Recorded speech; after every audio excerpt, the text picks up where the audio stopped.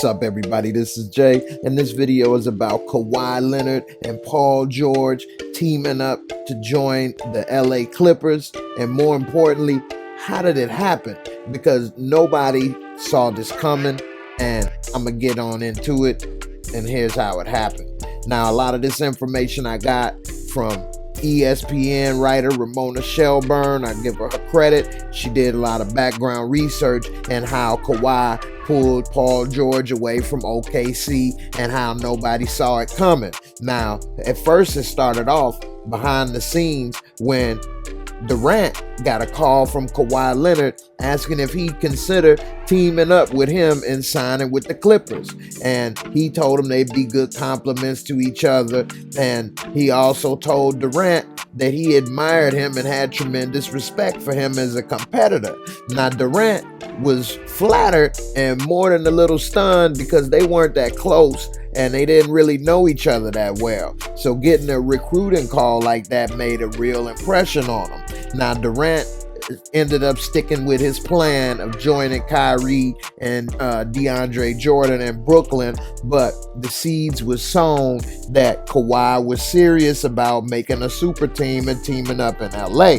Now, the Clippers ended up meeting with Leonard for about 3 hours at head coach Doc Rivers' house in Malibu on Monday night, and they both went to work trying to make this deal happen. Now, at the same time, Kawhi was meeting with the Lakers and the Raptors, and while he was meeting with them, he was calling and texting Paul George trying to convince him to find a way out of Oklahoma City. So he was playing both sides at the same time. Now, like Durant, George was flattered by Leonard's recruiting. Now, a lot of people think Kawhi is real quiet and soft-spoken and doesn't say much, but he's a totally different guy behind the scenes. Now, he was calling Paul George, and surprisingly, a lot of people don't realize they both had a lot in common. They both grew up in the LA area around the same time. Paul George is 29. He's from Palmdale, which is a desert town about an hour and a half north of LA. And Kawhi is 28, and he's from Riverside, which is an inland empire town about an hour and a half east of LA. And so they both were lightly recruited out of high school, and then they found their strides while they was at mid-major colleges. Paul George went to Fresno State, Kawhi Leonard at San Diego State, and then they quietly entered the NBA as mid-first round picks. And it was by the Indiana Pacers that picked them. Paul George was picked by the Pacers 1 year earlier than Kawhi. They were supposed to play together in Indiana. I know Indiana is really kicking themselves right now of what they could have had. But on draft night, they traded Kawhi Leonard to the Spurs for the point guard, George Hill. And although they did have a few good years in the East with George Hill and Paul George, Roy Hibbert, David West, in the end, they weren't able to get past the hump known as King James. If they had Kawhi, who knows what may have happened. But still in all, Leonard's recruiting efforts caught Paul George by surprise because just like Durant, they weren't too familiar with each other. And one source close to Paul George said, for a quiet guy, he's a hell of a recruiter. So Kawhi, he was spitting that game in his ear, and it pretty much convinced Paul George that, hey, this is a once-in-a-lifetime opportunity. And just a couple years ago, George wanted to go to the Lakers from the Pacers, but the Lakers was reluctant to pull the deal during trade, before the trade deadline. They figured they would be able to get him for nothing during free agency, but instead, the Pacers traded him to Oklahoma City, and Paul George decided he would stay there, and the Lakers missed out, which is why they didn't do the same thing this time around with Anthony Davis, and they pulled the trigger because they didn't want to take the chance of Davis getting traded somewhere else, liking it, and staying. So when George to join the Clippers with Kawhi, he'd have to go and ask Oklahoma City for a trade. And that wasn't going to be too pleasant considering the franchise treated him great in the 2 seasons he'd been there and formed like a bond. And they offered him a huge contract just last year. But George felt like it was a once-in-a-lifetime opportunity to be back home in LA and play with a generational talent like Kawhi. So in the middle of the week, he went to Oklahoma City GM Sam Presti and asked for a trade to the Clippers. Now, Presti, he was crestfallen because just a year ago, he'd been rewarded for taking a risk and trading George when he eschewed all free agent other meetings and agreed to a 4-year contract to remain in OKC. And it made Presti feel validated that everything he built and believed in was going right and that the franchise was headed in the right direction. And now, just 2 years later, it's all over. Now, superstar players in the modern NBA, their power is unprecedented. Contracts don't really matter anymore because Leonard, he forced his way out of San Antonio with a year remaining on his deal. Anthony Davis forced his way out of New Orleans with a year and a half left. Paul George even left Indiana with a year left. Jimmy Butler forced his way out of Chicago, then got to Minnesota with a year left and got his way up out of there. Kyrie, he even forced his way out of Cleveland with 2 years left. Gone are the days in the 90s that when a player was stuck with a team until his contract was up or until they decided that they were done with him. Because now the players and the teams realize it would be more problems than it's worth to keep a player that doesn't want to be there. You don't have to trade a player when he asks to be moved, but usually you wish you did because an unhappy superstar and the chaos around these situations, it ruins any chance of team building. So the Thunder, they went on ahead and, followed Paul George's request and sought as much value as they could from the Clippers while they still had the upper hand and the leverage with nobody knowing George wanted out and the Clippers desperate to land Kawhi. So Presti, he was smart in what he did.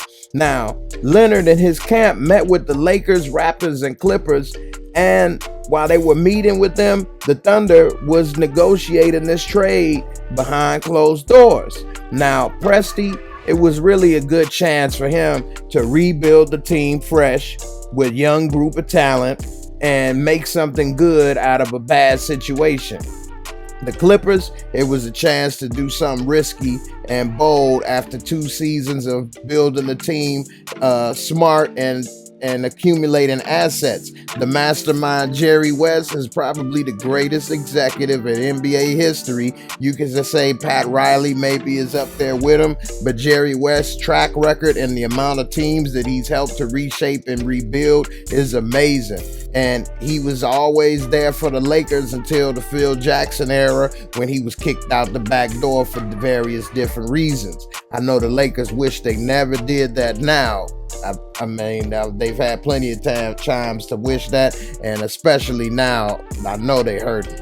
But nevertheless, over the 4th of July holiday, Presti was negotiating with his former protege, who is now the Clippers general manager, and so that helped in order to get this deal done quickly. Now, Leonard's camp was trying to buy time, basically, and they asked the Lakers as late as 9 p.m. on Friday to delay the consummation of the Anthony Davis trade until as late as Sunday. Now, no reason was given for the delay, and Leonard's camp, why they should do that, but they just said if you want Leonard to consider coming to the Lakers, this is what you should do. Now, it's hard for teams because a chance to contend for a championship is like a gravitational force pulling all these things together. And 2 years earlier, Presti at OKC, he felt that pull, and that's why he traded for Paul George as an effort to keep Westbrook, because they didn't want to rebuild after losing Kevin Durant to free agency for nothing, which is also a problem. You don't want a superstar to just walk away with nothing at all in return. Now, the Raptors last year felt the same pull, which is why Masai Ujiri felt it was time to trade DeMar DeRozan and give that rest of the team one more crack at success by adding Leonard. He was rewarded by winning a championship. Unfortunately, it ended up being a rental. Sometimes you're not able to keep that player no matter what happens. And this was the best case scenario. They were successful. They even won a championship. They still couldn't keep him. The Lakers have been feeling this way for years, and just recently, even more so, because now they have LeBron James and Anthony Davis, and it was a chance to bring Kawhi Leonard in, who matches Anthony Davis' age better than LeBron, and would have put the Lakers in the, stratosphere for years to come. Now, the Clippers, they've been feeling this pressure to contend with the Lakers for years, and the new owner, Steve Ballmer, who's a Microsoft billionaire, has been very adamant on creating a winning team and culture. They tried once with Chris Paul and Blake Griffin and DeAndre Jordan. That wasn't able to work out. Now they're going to bring it in again with Kawhi Leonard and Paul George and see what they can do this time around. Now, the Lakers, they thought they had a chance at the dynasty with Kawhi Leonard, Anthony Davis, and LeBron. The Raptors, they thought they had the king of the North. Okay, but they hope he want to stay and defend the North and the championship ring he won, but it looks like he didn't. The Clippers, they saw their chance to be a championship contender and also a chance to own LA, and especially basketball. But it's going to be difficult because the Lakers still have LeBron and AD, as well as many other great players that they signed. And so, in a way, it's going to be a blessing in disguise for LA. Now, Kawhi, he kept his cards to his chest and ended up doing what he wanted, which was going back home, just not to the Lakers. He went to the Clippers, which is hard for the Lakers to now market because they do share the same building, same arena. It's a lot of things that really don't differentiate the two other than the Lakers' mystique. Nevertheless, it's going to work out for the Lakers in the short term because they were able to sign a few key players that they wouldn't have been able to sign had they have gotten Kawhi, because they wouldn't have had the contract money and flexibility that they ended up having. They signed DeMarcus Cousins, who had excellent seasons paired with Anthony Davis and New Orleans. And although he's coming off of an injury, it takes about a year. And sometimes it's not until the second year until you see that player back to who they used to be. This is going to be the second year. DeMarcus Cousins is motivated. He only got about $5 million to come to the Lakers. There was hardly any free agency offers for him. And this is a guy that was looking to get the Supermax deal before the Sacramento Kings traded him just a couple years ago. So he's definitely motivated because he was almost considering retirement before he signed with the Lakers. They also picked up Danny Green, Quinn Cook from the Warriors. They bringing back a couple of other players like Rondo, KCP. In the end, I think LA is going to be okay for now. We'll see how it turns out in the long term. It would have been great to have Kawhi, but the Lakers made a few mistakes along the way. Like, for example, a lot of people don't know when they traded away D'Angelo Russell and just to get cap space, they ended up giving up on the future all-star player. They didn't realize that he was the same agent that Paul George had, as well as Julius Randle, who only wanted $12.4 million. He was going to take less to stay with the Lakers. They gave up on Randle. So by alienating the Mintz, who is the agent for Paul George, Julius Randle, and D'Angelo Russell, it contributed to Paul George's decision to re-sign with OKC. And also, the Lakers was hoping they could bring D'Angelo Russell back. But because of what happened, he decided, that's okay, I'll go sign with the Warriors instead of waiting to see what Kawhi Leonard is going to do. We'll see how it all turns out. Hopefully the Lakers are able to bounce back and put all this bad moves behind them and have a bright future. And it's going to be interesting to see what the Clippers do as well. LA basketball is going to be the center of the NBA pretty much this year. It's a lot of great teams, don't get me wrong. A lot of great moves been made, but everybody's going to be talking about LA one way or the other this year. And I can't wait to see how it turns out. In the end, thanks for watching. Don't forget to hit that subscribe, that like button. Thanks to everybody that support me at patreon.com. And I'll see you on the next video.